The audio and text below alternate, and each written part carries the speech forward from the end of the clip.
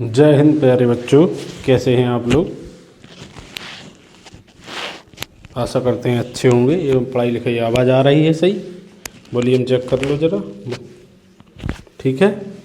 आज हम आप लोगों के लिए लाए हैं, देखो पेपर के मद्देनजर रखते हुए समाजशास्त्र की बहुत ही इम्पोर्टेंट क्लास है। एक क्लास हम दे चुके हैं लगभग। आपको स्क्रीनशॉट दिया था 20 क्वेश्चनों का, जिसमें अति लघु क्वेश्चन है। अब इसमें कुछ 4-5 अति लघु हैं और 4-5 अति लघु के अलावा 10-12 क्वेश्चन हैं लघु और 7-8 क्वेश्चन हैं दीर्घ उत्तरीय। बहुत ही इंपॉर्टेंट क्लास है और इसको आप लोग पूरा देखिए।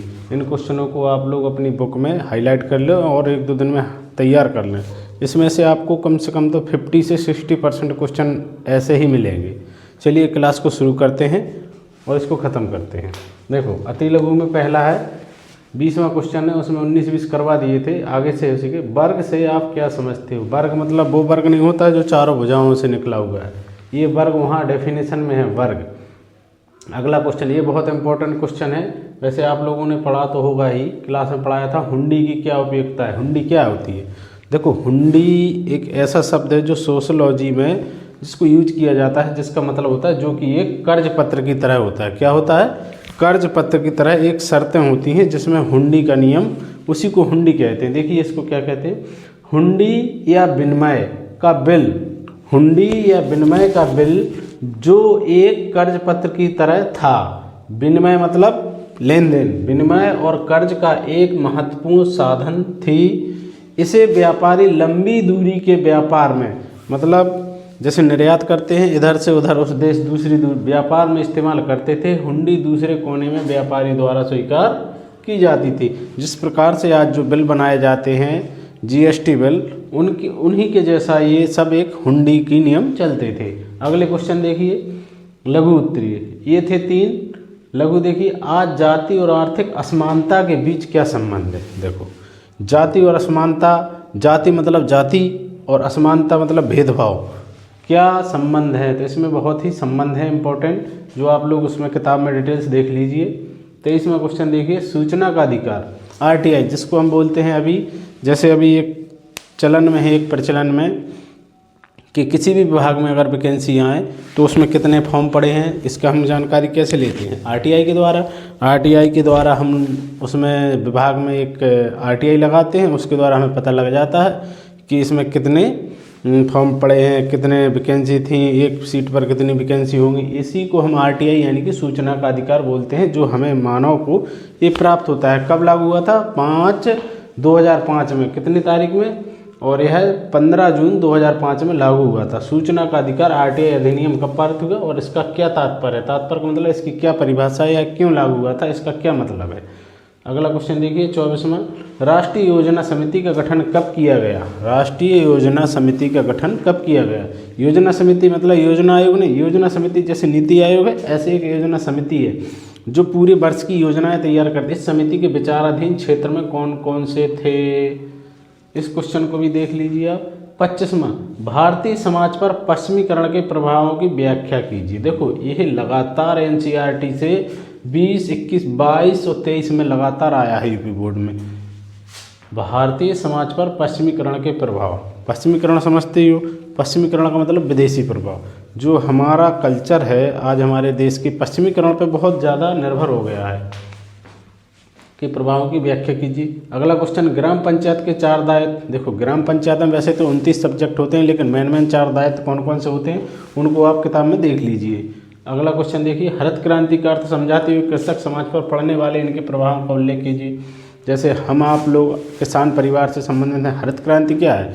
हरित क्रांति उसे कहते हैं जो खाद्यान्न उत्पादन में एक विकास दर लाए, उसी को हम हरित क्रांति कहते हैं। जैसे 1966-67 में भारत में हरित क्रांति आई थी और हरित क्रांति के कारण गेहूं, चावल और कुछ विशेष राज्य जैसे हरियाणा, पश्चिमी उत्तर प्रदेश और पंजाब, इन कुछ स्टेटों में हरित क्रांति से बहुत ज़्यादा विकास हुआ और फसल उत्पादन में बहुत अधिक वृद्धि हुई। उसी को हरित क्रांति से रिलेटिव, इसको पूरा पढ़ लीजिए, समझ में आ जाएगा। वैसे तो क्लास में पढ़े हैं, आप लोग समझते हो। अगला क्वेश्चन देखिए, भूमंडलीकरण। एक भूमंडलीकरण अर्थव्यवस्था के विशिष्ट लक्षण क्या है। अब देखो लक्षण क्या होते हैं, लक्षण उन्हीं को कहते हैं जो विशेषताएं होती हैं, और उनमें लक्षण कौन कौन से हैं, लक्षण क्या हैं और चर्चा करने, विशेष चर्चा मतलब इसमें आप अगर इन क्वेश्चनों को लिखोगे तो इसमें कितने 50 से 70 वर्ड के बीच में लिख दोगे तो आपके 5 नंबर या 6 नंबर पूरे मिल जाते हैं। अगला देखिए, दहेज प्रथा अधिनियम यानी कि दहेज प्रथा उन्मूलन हेतु उपायों का सुझाव दीजिए। दहेज प्रथा अधिनियम मतलब दहेज के प्रति जो आजकल कहते तो सभी हैं लेकिन दहेज प्रथा मानता कोई नहीं है। सब अगर किसी के गवर्नमेंट जॉब लग जाए तो 20 लाख रुपए की डिमांड करता है, भले ही उसके पहले 20,000 नहीं होते होंगे, लेकिन बात लंबी करेगा। लेकिन दहेज प्रथा का उन्मूलन तो हुआ है कागजों में, लेकिन रियल में नहीं हुआ है। अगला क्वेश्चन देखिए, जनसांख्यिकी का अध्ययन समाजशास्त्र के किस महत्वपूर्ण क्यों माना जाता है? जनसांख्यिकी, जनसांख्यिकी मतलब जनसंख्या, पॉपुलेशन के अध्ययन समाजशास्त्र के लिए महत्वपूर्ण क्यों माना जाता है? क्योंकि समाज का विकास जनसंख्या पर ही निर्भर करता है। अगला, सामाजिक नियंत्रण में राज्य की भूमिका की विवेचना कीजिए। सामाजिक नियंत्रण में राज्य की भूमिका, देखो राज्य जैसे डीपीएसपी, डीपीएसपी को मतलब होता है मौलिक अधिकार के बाद जो डीपीएसपी लिए गए राज्य के नीति निर्देशक तत्व जो कल्याणकारी राज्य एक प्रदर्शित करता है, उसी के अधीन इसमें राज्य के नियंत्रणात्मक भूमिका की विवेचना करना है। अगला क्वेश्चन देखिए 32वां, पूंजीवादी अर्थव्यवस्था में बाजार की भूमिका का वर्णन। जहाँ पूंजीवादी मार्केट होता है, पूंजीवादी अर्थव्यवस्था होती है, वहाँ सिर्फ पूंजीवादियों का ही स्थायित्व चलता है। देखो यहाँ से दीर्घ विस्तृत उत्तरीय क्वेश्चन शुरू होगा 33 से 43 तक 10 क्वेश्चन हैं। इनमें से आपके 2 क्वेश्चन तो 100% मिलेंगे ही। खास तौर से इनको देखना, जो अति लघु लघु में है उन्हीं को बस डिटेल से पढ़ना। नगरीकरण, नगरीकरण क्या होता है सब समझते हो। नगरीकरण क्या है, इसके गुण एवं दोषों की व्याख्या कीजिए, इसके दोषों को दूर करने के उपाय सुझाइए। देखो लगातार 3 वर्षों तक आया है 20, 22 और 23 में। नगरीकरण मतलब शहरीकरण। अगला देखिए 34वां, आधुनिकीकरण से क्या समझते हो? आधुनिकीकरण मतलब प्रेजेंट टाइम पे जो आधुनिकीकरण हो रहा है, मतलब संस्कृति और कल्चरल के बाद जो विकसितता की ओर हम लोग जा रहे हैं उसी को कहते हैं आधुनिकीकरण, मतलब टेक्नोलॉजी का ज़माना है। अगला देखिए 35वां, पंचायती राज व्यवस्था द्वारा ग्रामीण समाज उत्पन्न परिवर्तनों का वर्णन कीजिए। 2023 में आया था पंचायती राज, पंचायती 5 और 6 यानी कि अनुसूची 11 में आता है पंचायती राज, आर्टिकल 40।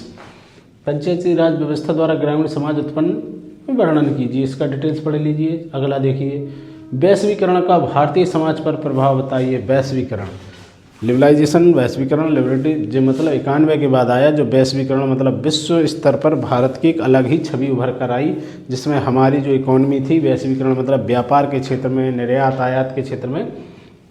अगला देखिए, भारत में स्वतंत्रता के प्रारंभिक वर्षों में औद्योगिकरण का वर्णन कीजिए तथा 1982 में बम्बई टेक्सटाइल मिल की प्रसिद्ध हड़ताल का संक्षिप्त वर्णन कीजिए। इसको जरूर देखना है आप लोगों को, इस क्वेश्चन को मिस नहीं करना है। 50 नहीं, इसका 80% चांस है कि ये इस बार फिर आएगा और 10 नंबर दे के जाएगा, ध्यान रखना इसका। अच्छे से देख लेना ये क्वेश्चन, अगर नहीं आया तो आप कमेंट बॉक्स में लिख के हम इसका जवाब दे देंगे।